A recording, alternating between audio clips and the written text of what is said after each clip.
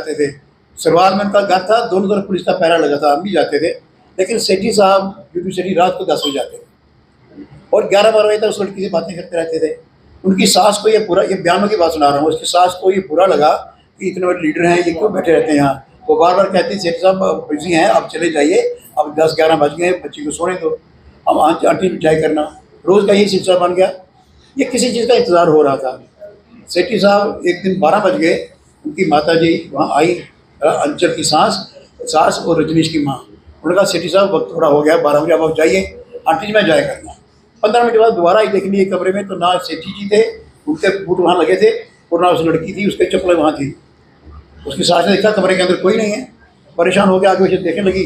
तभी उनके घर के पिछले गेट से एक पुलिस की गाड़ी स्टार्ट हुई। देखा पुलिस की गाड़ी, अंचल रो रही है, अंदर बैठी हुई है, सेठी साहब साथ बैठे हुए हैं, और लेके पुलिस के हवाले कर दिया, कश्मीर पुलिस के हवाले कर दिया।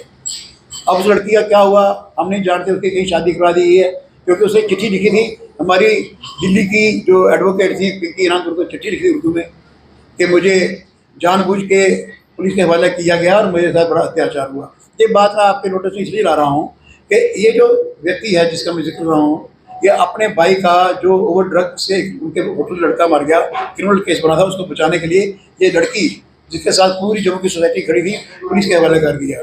तो इस आदमी का ये जो करैक्टर है यहाँ लोगों में फैला हुआ है और ज़ोरदार रिजल्ट है इसके खिलाफ। मुझे समझ नहीं आई कि बीजेपी के नेताओं को ये पता क्यों नहीं लगा कि ऐसे ही व्यक्ति को लोग पसंद नहीं कर रहे।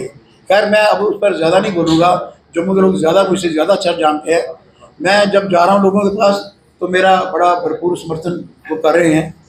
मैं आपके माध्यम से ये भी बताना चाहता हूँ कि मेरे पास मेरी जो कमिटमेंट्स हैं उसमें दरबार मूव को फिर से रिस्टोर करना, श्रीनगर ट्रेन जा रही है, यहाँ यात्री नहीं आएंगे, जम्मू को टूरिज्म एंगल के साथ इसको हेरिटेज पॉइंट, हेरिटेज साइट बना के इतना प्रोजेक्ट करना कि टूरिस्ट यहाँ आएँ। जो स्मार्ट मीटर हैं उनको बिल्कुल ख़त्म करना, उनको चलने नहीं देना, क्योंकि स्मार्ट मीटर के पीछे एक साजिश है। आपको याद होगा आपके घरों में पहले बड़े बल्ब लगते थे दूसरे 100 वाट्स के और बिजली बड़ी खाई जाती थी, तब ये LED आए और हमने वो पंखे लाए जो ज़्यादा कंज्यूम नहीं करते बिजली। फिर भी 4 गुना ज़्यादा बिल क्यों आता है जब हम बिजली कम कंज्यूम कर रहे हैं। मैंने इसकी इंक्वायरी के लिए भी डिमांड की है और स्मार्ट मीटर जो है इसमें फ्रॉड है, इसको बंद किया जाना चाहिए। और सरकार को मैंने मांग की है कि 100% सब्सिडी देके हर घर में आप सोलर प्लांट लगाइए ताकि बिजली सबकी फ्री हो जाए, तो बच जाए तो गवर्नमेंट को जाए। सूर्य भगवान दे रहा है ऊपर से रोशनी, उसका लाभ लिया जाए। फिर मैंने ये भी कहा है कि हमारे बच्चे आगे पीछे ड्रग्स की ओर जा रहे हैं। जम्मू में 2 ही खेल के मैदान है, एक स्टेडियम और एक परेड। वहाँ इतनी टीमें खेलती हैं कि वो और क्राउडेड रहता है।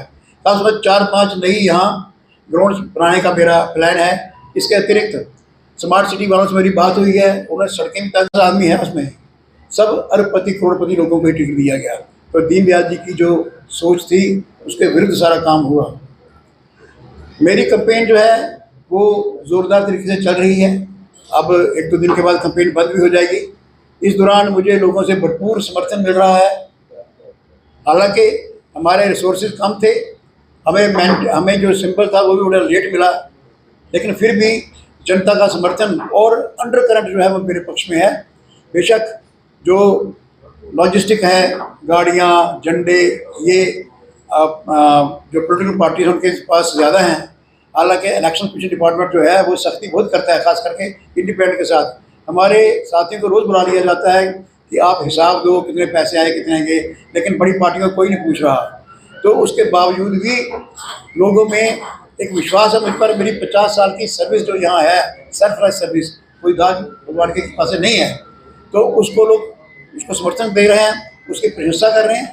लेकिन साथ ही साथ ये जो जम्मू ईस्ट के उम्मीदवार हैं उनके बारे में बहुत शिकायतें हैं। अभी थोड़े दिन पहले मुझे पता लगा 1999 में जब ये युवा नेशनल कॉन्फ्रेंस के लीडर थे तो RSS के मार्च पास्ट पर उन्हें पत्थर मारे थे, उसकी शायद रिपोर्ट भी दर्ज हुई है। तो वो व्यक्ति जिसने RSS के मार्च पास्ट पर पत्थर मारे, उस कॉन्स्टिट्यूंसी का मैंडेट दिया गया जिसमें RSS के हेड पंडित प्रेमानंद डोगरा, चमनलाल गुप्ता भी RSS में रहे, वैद कृष्णा भी रहे, वो सीट उसको दे दी गई। ये लोगों को सहन नहीं हो रहा है। इसके अतिरिक्त एक घटना जो पुराने हमारे साथी मीडिया में हमको याद होगा कि एक केस था अंचल शर्मा वर्सेस स्टेट। जब मैं ह्यूमन राइट्स कमीशन में मेंबर था वो मुझे जज वाला काम करना पड़ता था। तो मेरे पास एक फाइल आई थी अंचल शर्मा वर्सेस स्टेट। उसमें ये हुआ था कि रजनीश शर्मा नाम का एक लड़का, जिन्हें श्रीनगर से कश्मीरी मुस्लिम लड़की से शादी की थी, उसका मुस्लिम नाम था अमीना यूसुफ, हिंदू बन गई थी और उसने गायत्री मंत्र और हनुमान चालीसा वगैरह पढ़ती थी वो। और रजनीश से उसका प्यार था, रजनीश से शादी की उसने, 1 महीना पूरे देश का चक्कर लगाया, लेकिन श्रीनगर पुलिस ने और कश्मीर के लोगों ने शोर मचाया। कश्मीर की पुलिस को ढूंढती रही रजनीश को। जब वो टूर करके वापस आए दूसरे दिन रजनीश को पुलिस ने पकड़ लिया और कोठी बाग थाना श्रीनगर में उसको बंद किया गया और वहाँ उसकी हत्या कर दी गई। उस केस को लेकर मैं सुप्रीम कोर्ट में बाद में गया था, लेकिन पहले मुझे ह्यूमन राइट्स कमीशन के आगे जो फाइल मिली उसमें जो रजनीश की माता के बयान हैं जो मैं आपको सुनाना चाहता हूँ, जो मुझे याद है आज तक। उसकी माता ने कहा था कि जब रजनीश की पत्नी, जिसका नाम अब अंचल शर्मा बन गया था, उनके घर में थी, बहुत दुखी थी, उसका पति, उसका प्रेमी मारा गया। फिर कुछ हिंदू सोसाइटी ने उनको कहा कि 1 साल बीतने दीजिए, किसी अच्छा सा लड़का देख के आपकी शादी कर देंगे। लेकिन उन दिनों सब सूर्य भगवान दे रहा है ऊपर से रोशनी, उसका लाभ लिया जाए। फिर मैंने ये भी कहा है कि हमारे बच्चे आगे पीछे ड्रग्स की ओर जा रहे हैं। जम्मू में 2 ही खेल के मैदान है, एक स्टेडियम और एक परेड। वहाँ इतनी टीमें खेलती हैं कि वो और क्राउडेड रहता है।